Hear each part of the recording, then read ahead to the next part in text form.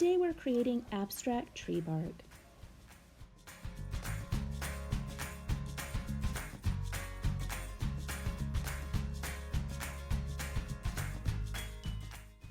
Today we're drawing abstract tree bark.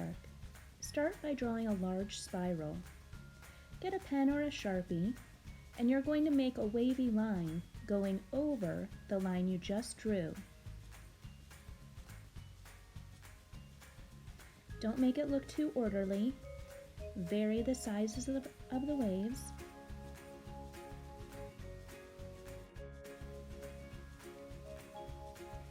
Now you're going to go back to the beginning and create another wavy line alongside the line you just drew. It should grow wider as the spiral goes out. Take a look at these pictures of tree bark. What types of texture do you see? Do you see patterns? What types of lines do you see? Are there wavy lines, curved lines? Are there abstract shapes? What might you like to include in your project to give your piece texture? Having looked at some pictures of tree bark, I want you to draw some of the shapes that you saw in that bark. They should be abstract. They are not rectangles or ovals or circles. They're wavy, they have curvy lines. Some are bigger, some are smaller, some narrow, some wide. Some of those designs are side by side. Vary them up as you draw.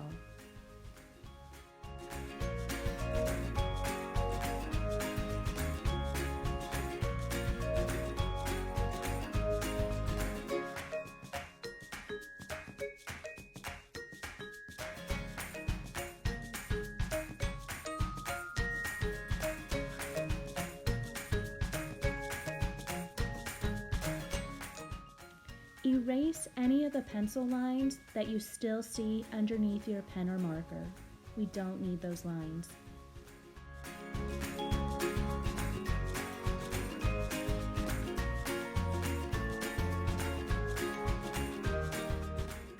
Now take your water that has either coffee in it or tea. We'll be using that as paint. Go ahead and start painting in the abstract shapes that you drew. At first, it'll be very light. You can always go back and put another layer on top of it to create a darker color. Some things that you can consider are coloring in crayon inside some of those shapes and then painting over that. You could use some brown marker and outline some of those shapes. Put a little water on your brush, create some watercolor that way. You could use regular watercolors. You could use crayons, colored pencils, whatever you have. But if you do have some instant coffee and some tea at home, I suggest trying it out just as an experiment to see how you like painting with it. Go back over some of those really light areas to give them a little bit more depth by adding a darker color, another layer. Don't forget the background. You'll want to color that in too.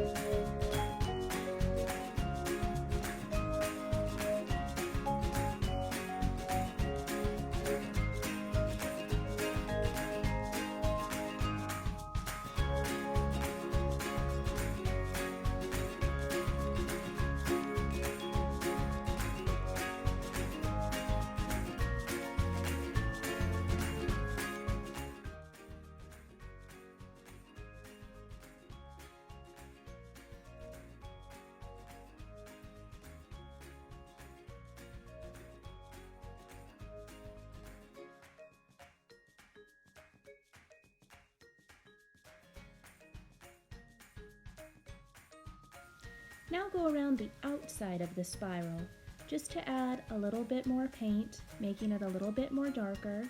It adds some interest.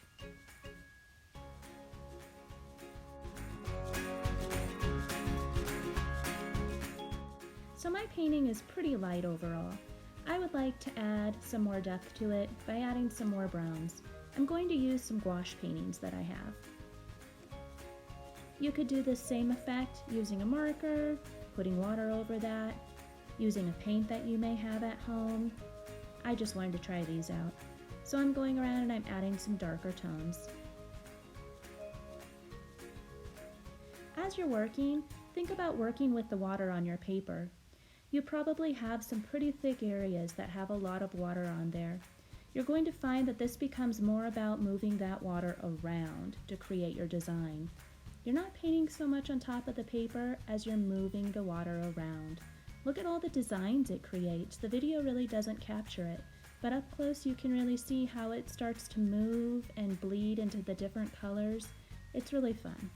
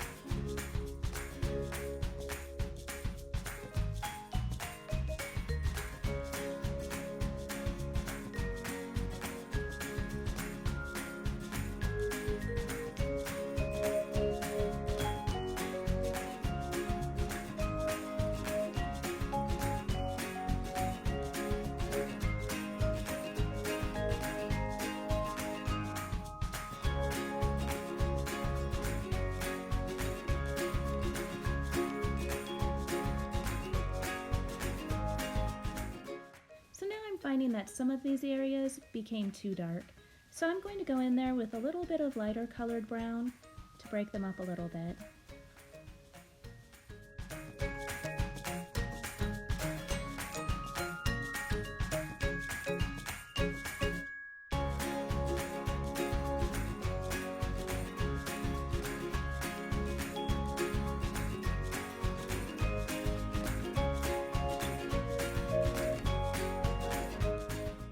Don't forget about that background.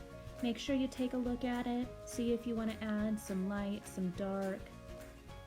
You want to continue this piece so it looks wonderful all around.